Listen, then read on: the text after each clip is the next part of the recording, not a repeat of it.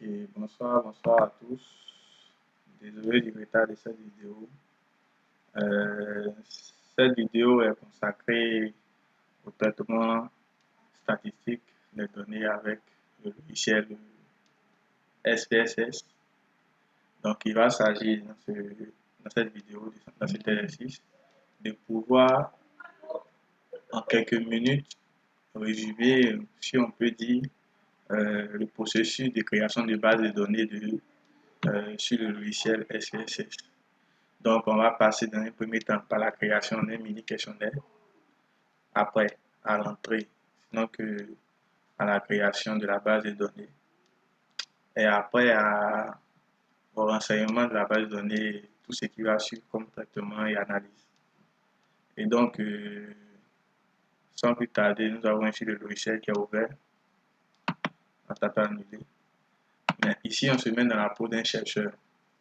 Et on suppose que, nous allons supposer que nous travaillons sur un sujet qui est intitulé,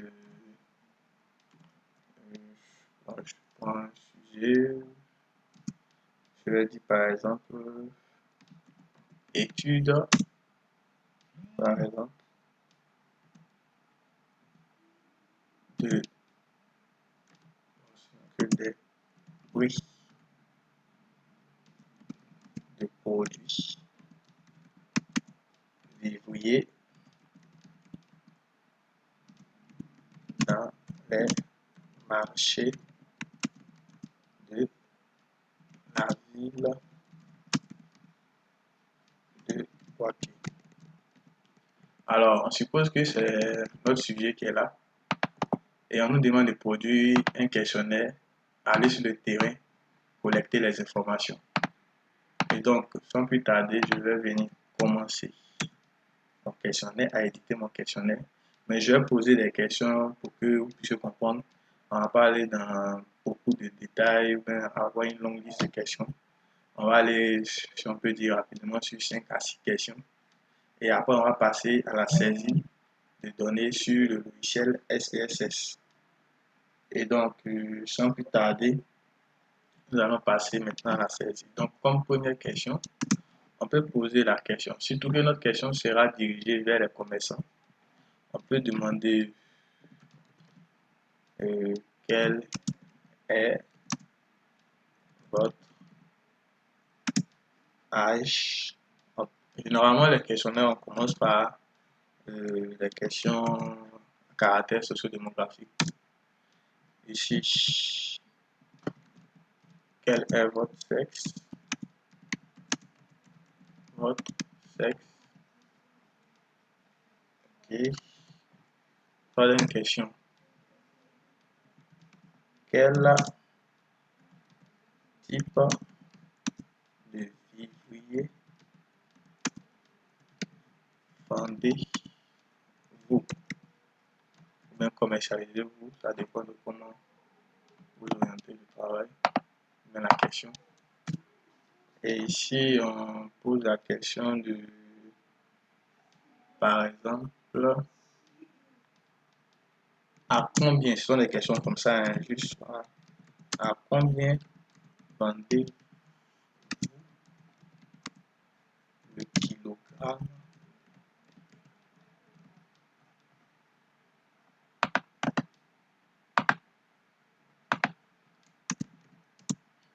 de votre produit?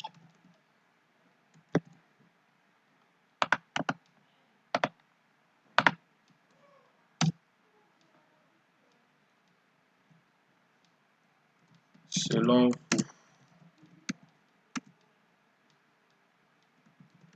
quels sont les facteurs qui agissent sur la hausse des denrées, bon, on peut dire alimentaires, hein, ou bien que des produits vivriers, tout simplement. Okay.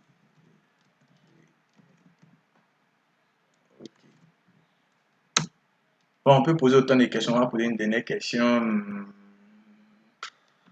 Bon, une question. Combien gagnez comme bénéfice par jour? Ok. Donc, on a posé les questions. Donc, vous pouvez prendre le temps de bien poser vos questions dans un ordre. Si vous pouvez faire des groupes, c'est-à-dire thèmes, caractéristiques socio-démographiques, euh, questions économiques, questions, par exemple, euh, les difficultés liées aux difficultés, organiser les questions en sous-groupe, en sous-thèmes, ça peut vous aider. Et donc, je vais passer voir. OK. Donc, on a fini de poser les questions. Et l'objectif ici, c'est de créer dans un premier temps ce qu'on appelle le dictionnaire de codification. Alors, qu'est-ce qu'on appelle dictionnaire de codification? C'est d'attribuer un code à une réponse présupposée. C'est-à-dire qu'on va imaginer des réponses qu'on va attribuer des codes à chaque réponse par rapport à chaque question. Donc ici, on est dans un contexte de questions fermées où on donne le choix à l'enquêteur de pouvoir effectuer un choix de réponse pour ne pas nous fatiguer. Donc on va avec des présupposés. Donc on va vérifier nos informations, nos, nos, nos hypothèses sur le terrain à travers ces différentes réponses qu'on souhaiterait avoir de la part des, différents, euh, des différentes personnes enquêtées. Mais il peut arriver aussi que nous puissions faire des enquêtes ou bien poser des questions où on ne peut pas forcément avoir une question fermée. On peut avoir une question ouverte. Dans ce cas, on va vous montrer un peu les différentes techniques ici, comme on peut le dire. Okay. Donc, on va suivre rapidement. Et donc, ici, au niveau de l'âge, je peux venir, je tape un peu, je viens ici dans un premier temps et je lui dis âge 1. Je vais faire des classes d'âge pour ne pas me fatiguer. Donc, je suppose que les personnes à partir de 18 ans, on suppose dans mon étude, à partir de 18 ans, commencent à exercer une activité commerciale sur le marché. Donc, de 18 à 25 ans, je fais ma parenthèse, point virgule, 2, tiret, de 26 à 30, bon, 30, c'est trop proche, 30, 26 à 40 ans, ok, point virgule, 3, je fais de 40 à 55 ans, je fais la parenthèse, et 4 plus de 55 ans. Ok. Donc, j'ai attribué un code, c'est-à-dire un chiffre, un code pour chaque réponse. C'est-à-dire que je vais faire après dans le logiciel SPSS, dit au logiciel de reconnaître la réponse de 18 à 25 ans. C'est-à-dire si une personne a un âge compris entre 18 et 25 ans, de pouvoir identifier cette réponse-là comme étant le code 1 par rapport à la question 1. Donc 2, si je tape 2, ça veut dire que la personne a un âge situé entre. Donc ça permet d'aller plus rapidement. Donc il va falloir à un moment retenir les différents codes pour chaque réponse. Et donc je me tourne au niveau du sexe. Bon, je sais que ici généralement on a deux sexes, même si maintenant on a d'autres types de sexes qui tombent un peu. Donc je vais prendre un pour masculin. Je prends deux pour féminin. Ok. Et si je viens à ce niveau, je viens là, je prends un. Vous n'êtes pas obligé de prendre un, 2 comme code, mais moi c'est pour plus me rassurer, vite retenir mes réponses. Là, il sait que dans l'autre, il y a fait 1 masculin, 2 c'est féminin, ça va plus vite. Et donc, je fais ici un. Quel type de vivier vendez-vous? Alors, ici, moi je vais supposer que la personne, par exemple, fait par exemple du, bon, des tubercules, je suppose, hein, tubercules. c'est un exercice, donc je peux me tromper, mais l'idée c'est de pouvoir voir un peu le cheminement. Donc la personne peut vendre des tubercules, la personne peut vendre euh, bon, un peu du maraîcher, donc du maraîcher, et tout ce qui est gombou, piment, ainsi de suite. Du maraîcher, je prends 3, je vais par exemple donner par exemple bon, céréales, le maïs, ainsi de suite. Ok, c'est juste un exercice. Ok, donc je viens au niveau du 4, je lui demande à combien vendez-vous. J'ai mis vendez, je vais changer, excusez-moi. À combien vendez-vous les kilogrammes? Et donc ici, j'ai la possibilité de pouvoir créer des intervalles, mais je vais laisser le libre champ aux personnes enquêtées de pouvoir choisir même les différents prix pour voir un peu la variance. Et donc ici, je vais laisser la question ne sera pas fermée, mais elle sera ouverte. Et donc les personnes auront libre choix de donner le prix. Je vais essayer de voir aussi la variance. Donc ici, je ne vais pas mentionner de code, je vais plutôt dire ici à saisir. À saisir pourquoi? Parce que je vais saisir moi-même les prix et à la fin, pouvoir faire les différentes comparaisons pour avoir plus de détails. Cinquième question, selon vous, quels sont les facteurs qui agissent sur la hausse des produits verrouillés? On va d'abord, on va énumérer 3 principaux facteurs. Je vais par exemple me dire, par exemple, est-ce que c'est pas la COVID-19? Est-ce que c'est pas la crise de COVID-19?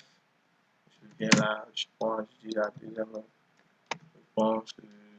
Est-ce que c'est pas la crise ou bien pour le coût du transport? Le coût du transport. Je vais là, en troisième position, mettre par exemple